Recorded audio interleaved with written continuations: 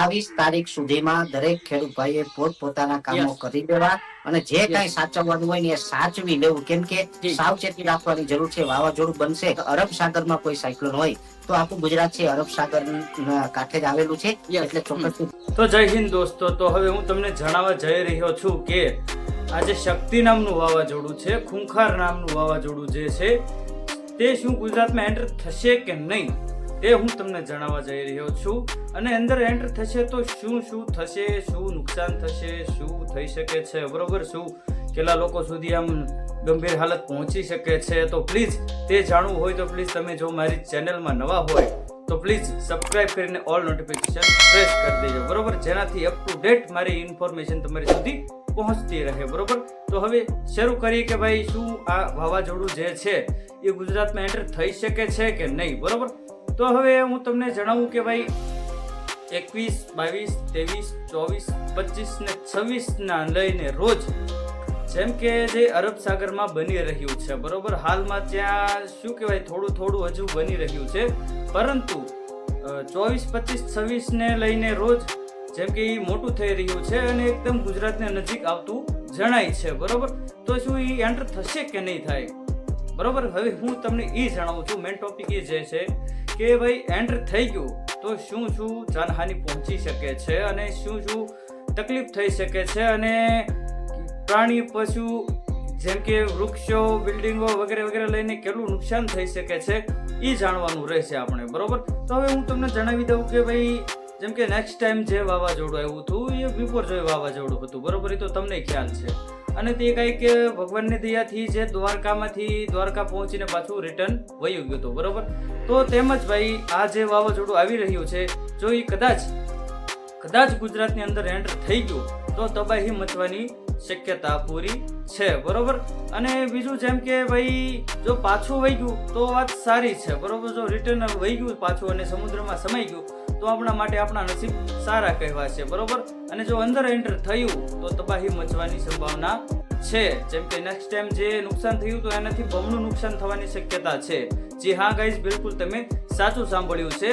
અને હવામાન વિભાગ વાળા દ્વારા જણાવવામાં આવી રહ્યું છે, અમુક ન્યૂઝ મીડિયા દ્વારા જણાવવામાં આવી રહ્યું છે કે ભાઈ કદાચ ગુજરાતની અંદર તે એન્ટર થઈ શકે છે, બરોબર.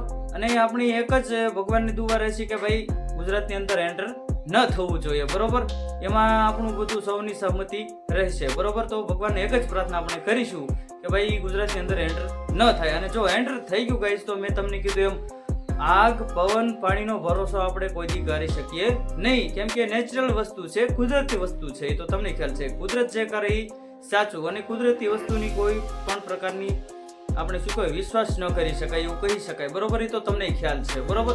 તો મેં તમને કીધું એમ નેક્સ્ટ ટાઈમ જે વાવાઝોડું આવ્યું હતું તે પહેલા નજીક બતાવ્યું, નજીક આવ્યું, પાછું ગયું ને છેવટે સમુદ્રમાં સમાઈ ગયું હતું, બરોબર. તો એની જેમ આનું હજી કાંઈ યાર ભરોસો કરી શકાય તેમ નથી. મેં તમને કીધું પવન, પાણી અને આગનો વિશ્વાસ ન કરાય, બરોબર. એ તો તમને ખ્યાલ છે, બરોબર, કેમ કે કુદરતી વસ્તુ છે. અને મેં તમને જેમ કીધું એમ કે ભાઈ જો કદાચ એ અંદર એન્ટર થઈ ગયું તો તબાહી મચવાની ચાન્સીસ વધારે છે, બરોબર.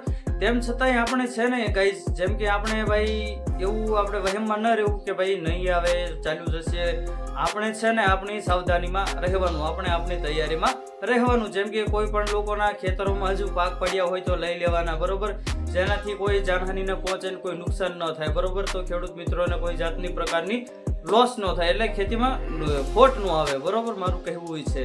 તો પ્લીઝ આમ તો આ કોઈ વિડીયોમાં તમે જોતા હોય તો પ્લીઝ છે ને કોઈ મજાકમાં ન લેતા, બરોબર. જેમ કે સિરિયસ વાત છે અને આપણી સમક્ષ જેમ કે એકદમ સાચી ઇન્ફોર્મેશન આવશે મારી તરફથી, બરોબર, તમને. અને બીજું જે જણાવવા જઈ રહ્યો છું કે ભાઈ પ્લીઝ તમે જો મારી ચેનલમાં નવા હોય અને પ્લીઝ પાક્કા ગુજરાતી હોય તો પ્લીઝ યાર એક સબસ્ક્રાઇબ કરીને ઓલ નોટિફિકેશન પ્રેસ કરી દો, બરોબર, જેનાથી અપ ટુ ડેટ આવી સાચી ઇન્ફોર્મેશન હું તમારી સુધી લાવતો રહીશ, બરોબર. અને નેક્સ્ટ ટાઈમ હજુ આગળ શું થવાનું છે ને તે હું તમને પણ જણાવતો રહીશ, બરોબર. નેક્સ્ટ તમારે શું પગલાં લેવા, શું કરવું છે, શું નથી કરવાનું, તમને અપ ટુ ડેટ તમારી સુધી માહિતી પહોંચાડતો રહીશ, બરોબર. તો એ બધું જાણવું હોય ને મારી સમક્ષ બન્યા રહેવું હોય અને લાઈવ સમાચાર મારા જોતા રહેવું હોય તો પ્લીઝ યાર એક સબસ્ક્રાઇબ કરી દો. ખાલી તમે બીજા બધા લોકોને પણ સપોર્ટ કરો છો અને હું તમારી માટે તમારું જાણવા જેવું લાવીશ કંઈક વસ્તુ અને તમારી સાવચેતી માટે અને તમારી સુરક્ષા માટે ગમે એ વસ્તુ હશે તે હું તમારી સમક્ષ લાવતો રહીશ, બરોબર? તો પ્લીઝ યાર એક સબસ્ક્રાઇબ કરીને ઓલ નોટિફિકેશન પ્રેસ કરી દેજો, બરોબર? અને પ્લીઝ મારો વિડીયો જોવા બદલ તમારો આભાર. તમે મારો વિડીયો અત્યાર સુધી જોયો હોય તો પ્લીઝ તમારો આભાર અને થેન્ક યુ. અને હવે મળીએ નેક્સ્ટ વિડીયોમાં. ત્યાં સુધી જય હિન્દ, જય ભારત.